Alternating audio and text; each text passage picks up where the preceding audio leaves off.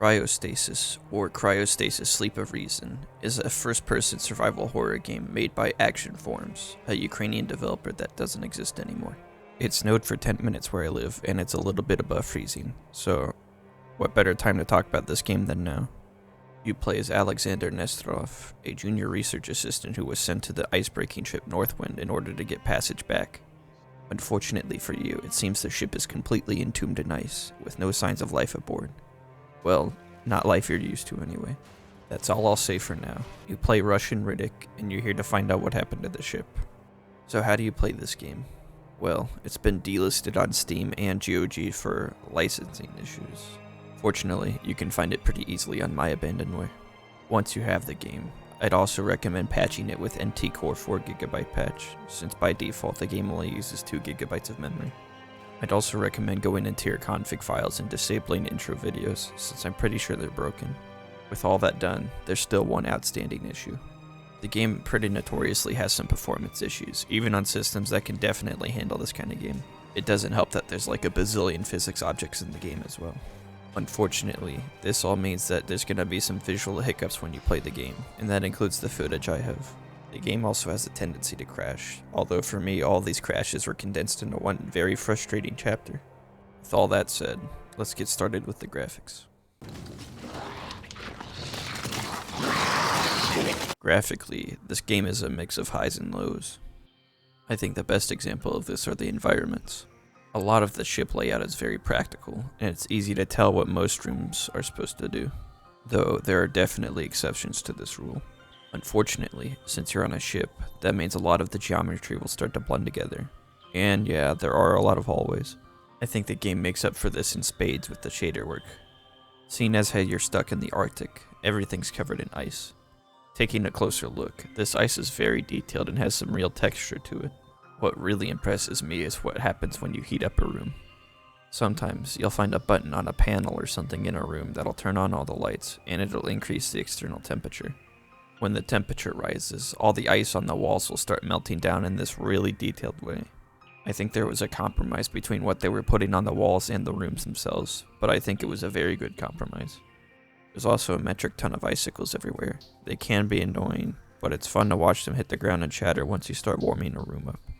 The ice helps add this stark, dead look to everything, and that's helped in part by the lighting as well. I should say a lack of lighting, since most of your time you'll be relying on your flashlight anyway. There is lighting, however, and a lot of it is red. A lot of the colors in this game can be boiled down to red good, blue bad. I don't want to get too ahead of myself, so I'll save what I mean by that for later. Suffice to say, there's a lot of contrasting elements in the colors. Looking at your arsenal, a lot of your guns are pretty standard fare. This game is very conscious about temperature, so the colder it is, the more frost will accumulate on your guns. The more interesting extension of this mechanic is that this also applies to your UI. Not only will they also get frosted over, but lighting affects them as well. I'm sure rendering the UI as a 3D object like this probably doesn't help the performance, but it is impressive looking. Going back to the lighting, it ties in pretty well with the game mechanics, since you'll be looking for heat sources a lot of the time, and lights are a good indicator of that. Cryostasis also has those sweet stencil shadows that we all know and love. Aside from environments in your own hands, you'll also be looking at some character models. The models look alright. They do look outdated by a few years, but I think they're serviceable. Not much more to say on them.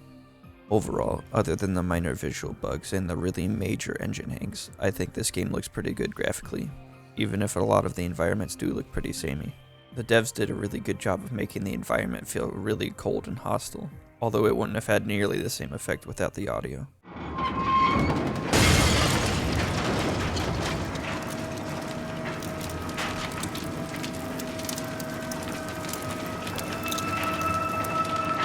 This is a very quiet game. Music is mostly absent from this game, and other than a couple of diegetic tracks, it's either really subdued or gone entirely.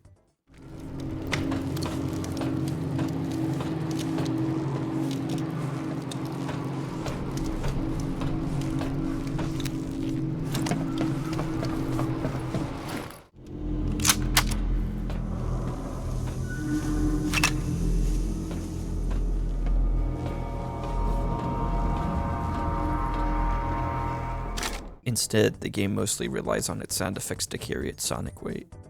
A lot of the time, you'll just be quietly wandering the ship, hearing only the sounds of your ragged breath and the sound of crackling ice accompanying your every footfall, with some moaning and groaning by the ship in the background for good measure.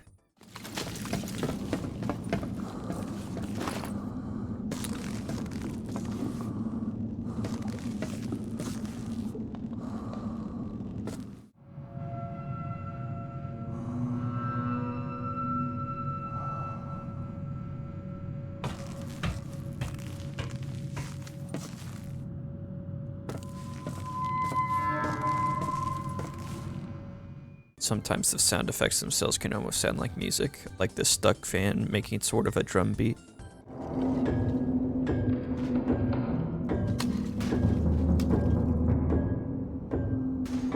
The quiet nature of the game means the parts that get hairy are that much more impactful.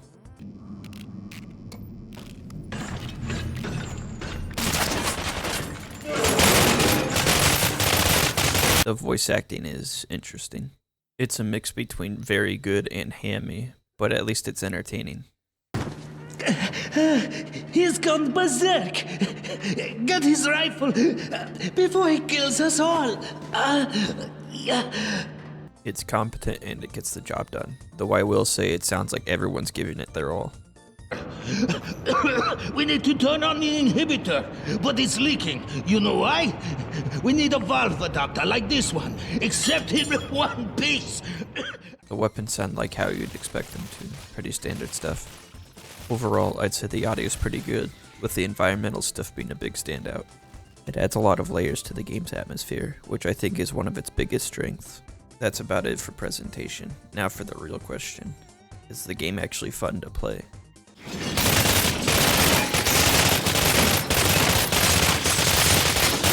Simply put, yeah, it is pretty fun.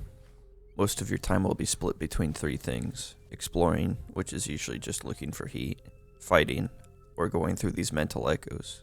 Let's go over fighting first, since it's got the most familiar mechanics and you probably already know the basics. For the first 3 or 4 chapters, most of your fighting's going to be melee combat. You start off with a lock and chain and eventually get a valve, though it's not long before you get a fire axe, and I didn't really see much point in using the first 2 options after that. Melee combat is pretty bare bones. It's just timing your swings and then stepping back so you don't get hit, and that's pretty much it. Things change once you get your first gun, and things change even more once the enemy gets their first gun. Okay, technically your first gun is a signal gun, but your first real gun is a Mosin Nagant. It's slow to fire and even slower to reload, but you get enough ammo for it that it's a pretty reliable weapon. Eventually, you get a scoped variation of the Mosin that shares the same ammo pool, and I'm pretty sure it does more damage, but this could be a gaslight by the game. Eventually, you'll get your hands on an SVT-40, which I'm pretty sure does around the same damage as the Mosin, but has the benefit of having double the ammo and is semi-automatic. The late game weapon is a PPSH-41, complete with its 71 round drum magazine. It also fires in a burst fire mode for some reason, but I'm gonna guess that this is because the developers already had all the other weapons firing in semi-automatic. There's also the water gun, which I'm not really sure how that kills enemies that, live in ice. Maybe it heats them up or something. I don't know. What it does do is take icicles for ammo, which, as I said earlier, there's a metric ton of. Don't want to waste your bullets on some guy with an axe, just hit him with the Soviet Super Soaker. That's about it for weapons, until spoilers at least. There's not a huge variety in your arsenal, but they're fun to use, and that's good enough for me. If you've ever played a first-person shooter in your entire life, you'll know how this game works. The nice part is, enemies use the same guns you do, so you'll be able to pilfer them for ammo. You'll have to find a source of health elsewhere though, except you don't really have a health bar. This ties into the second mechanic, the heat system. Instead of health, you have an internal temperature, which is represented by this inner circle. It'll slowly increase or decrease to match the external temperature of the room. It'll raise faster if you're next to a heat source and actively using it, although it'll also decrease much faster if you're in a room that's absolutely frigid. This also includes treks outside the ship, which will drain your health in seconds. This all basically means that you're fighting from heat source to heat source trying not to freeze to death, which is complicated by the fact that taking hits from enemies will also drain your internal temperature. This basically means that not only is difficulty determined by how many enemies there are, but how cold the room is as well, which effectively limits how much health you have. This would be a cool mechanic, no pun intended, if the developers were just a little less generous with resources. It's not too often that you'll get into a fight without a heat source right nearby where you can top off. And since enemies are constantly dropping ammo, you'll never be short, and even if you somehow manage to do that, you'll always have the icicles for your water gun. There were only a couple of fights I had any real trouble with, and that was because the enemies could tear me apart faster than I could heal. That said, I would love to see something like the heat mechanic used in more games instead of traditional healing. As it stands, combat's a little too easy, and it doesn't feel like there's any real consequence to getting into a fight. The combat and heat feel more like devices for the story anyway, which brings us to the mental echo system. Mental echoes let you go back in time and save someone from dying in the past. In terms of gameplay, this basically just means going to a spot and not dying along the way, although there are exceptions. Once you complete the mental echo, you're sent back to your own body, and the game says that this helps you, although outside of clearing the path, I don't know what this means. Maybe boosting your stamina or something. They can use this mechanic in interesting ways, and it helps tie into the plot of what happened to the ship. Hazardous anomaly detected. Quarantine activated. Most of the plot comes to you through visions you see, mental echoes you play, and notes you read. It's all pretty disjointed, so I'll try to linearize it for this video.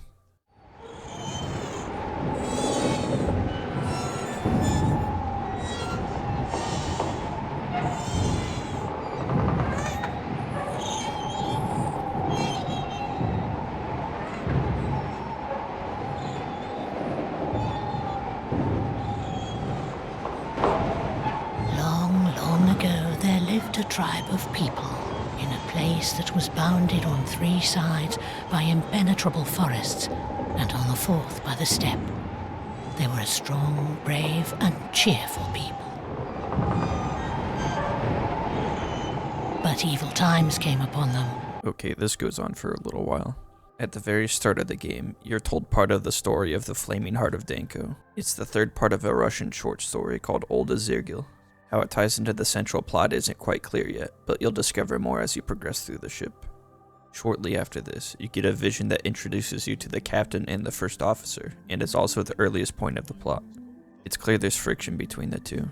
The first officer wants to use science and technology to navigate the Arctic ice fields, while the captain wants to rely on his good old-fashioned instincts. As you play through the game, you'll find the captain's notes left around the ship, and it's pretty obvious that he was justified in trusting his instincts. He's been at it for 20 years, and even though the first officer gives him warnings of an iceberg ahead, he's confident that he, his crew, and his ship will make it through just like they always do. So when the ship slams into an iceberg, it comes to him as a complete shock.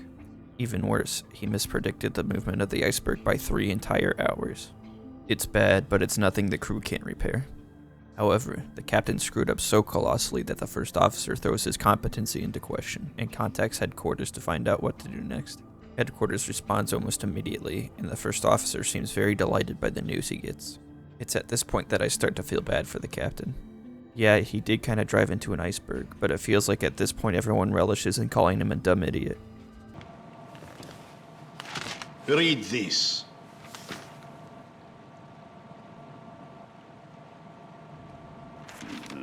You know, I'm very glad. No, really? What did you expect? You're a pain in the neck. Both of you. Yes, you and your sorry excuse for a ship. Looking back at Danko's story, you can kind of see the parallels being drawn between him and the captain. Danko's leading his people through a forest, and they trusted him at first, but they're starting to trust him less and less. Anyway, at some point after this, some disaster happens involving the nuclear reactor, which detonates, and the people start turning into mutants, which you see through the ship. The survivors all try to use the ruined reactor for warmth and try to scavenge for food, but eventually they all succumb. A few years later, you show up, and for some reason, you can interact with the past. There are a few details that don't sit quite right. Why were you sent to seek passage from a ship that's been encased in ice since 1969? What exactly happened to the reactor, and why did it happen days or even weeks after the ship hit the iceberg? Why do ice crystals appear on your screen when you get hit, when it's a red screen for everyone else? The rest of these questions and more will have to be answered in the spoilers section. If you don't want to see those, go to here.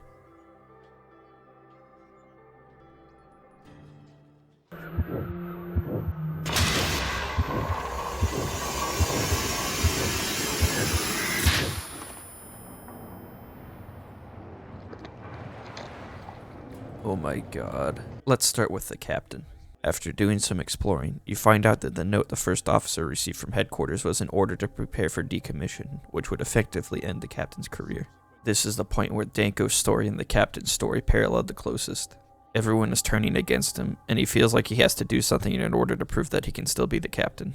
So he decides to break through the ice without repairs being finished. Unfortunately, this maneuver puts him out of commission. In his stead, the first officer issues a back emergency command, which proves to be a fatal error once a fire breaks out in the engine room. The first officer, the chief of security, and the chief engineer all plan to leave on the ship's only helicopter. They bring the half-alive captain with him, and that's where I'm going to leave it for now. We'll get back to it, I promise. So let's talk about you, or rather the character you're playing as. How come you can see all this even though you weren't there? And how come you can change the past? Well, the truth is, you died. Actually, it's pretty likely you've been dead the whole game. This opens up a whole new set of questions. Is this some kind of afterlife? Are you a ghost just interacting with the ship? Is your fate tied to the fate of the crew? Is it possible to avert your death by preventing the disaster from occurring in the first place? How much of this game is actually happening?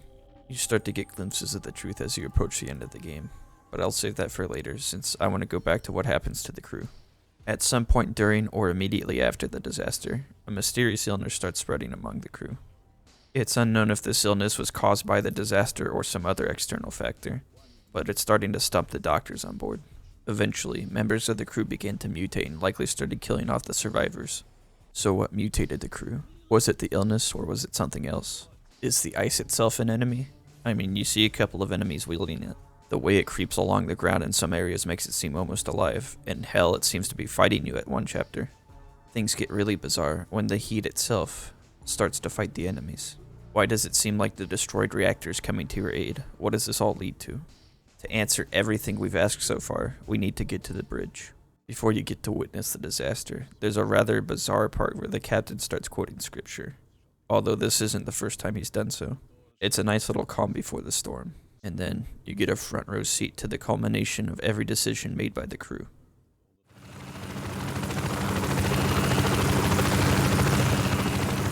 And the forest went on singing its mournful song, and the thunder crashed, and the rain poured down. What else can I do to save these people? Cried out Danko above the thunder. And suddenly he ripped open his breast and tore out his heart and held it high above his head. It shone like the sun, even brighter than the sun, and the raging forest was subdued and lighted up by this torch, the torch of a great love for the people. And the darkness retreated before it and plunged, quivering, into a yawning bog in the depths of the forest. And in their astonishment, the people were as if turned to stone. Unfortunately, everyone who was directly responsible for the disaster was in that helicopter. So how do you stop the disaster? Well, in order to do that, you're gonna have to fight a god.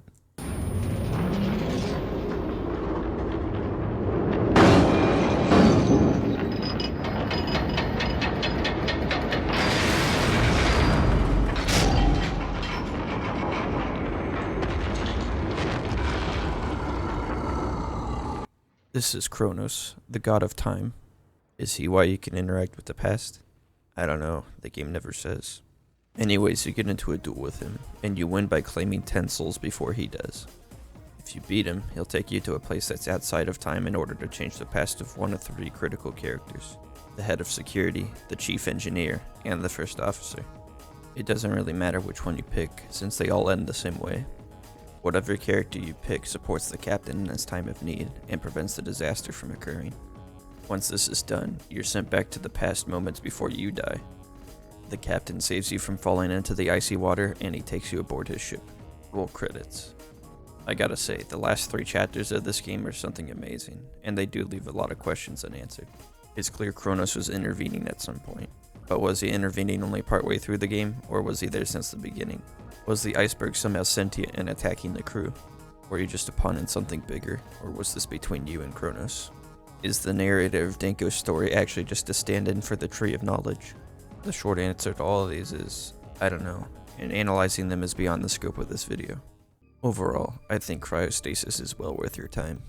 It has solid gameplay and an engaging narrative that rewards you if you make it to the end. I can't think of many other games that give off this level of coldness. For the price of free, this is an easy recommend. That's about it for Cryostasis. Thanks for watching, and stay warm out there.